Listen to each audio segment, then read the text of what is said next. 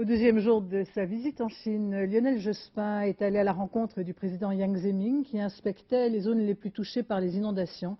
Il fait question des droits de l'homme, ce qui n'a pas empêché les entrepreneurs français d'obtenir la promesse d'un contrat pour le métro de Shanghai. Gérard Grisbeck, Bernard Connor. Enfin, ils se sont vus, le président chinois et le Premier ministre français. Un président chinois qui d'ailleurs fait tout pour ressembler physiquement à Mao. Les deux hommes auraient dû se rencontrer à Pékin, mais le président Jiang Zemin en a décidé autrement.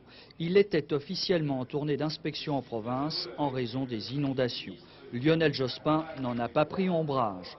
On a parlé de la crise asiatique, mais aussi des droits de l'homme. Je lui ai dit qu'il me semblait que le développement économique, social, éducatif de la Chine ferait que cette volonté d'affirmation des libertés et des droits de l'homme deviendrait plus grande, même si j'étais conscient que ce serait un processus continu. Moment de détente à Shanghai.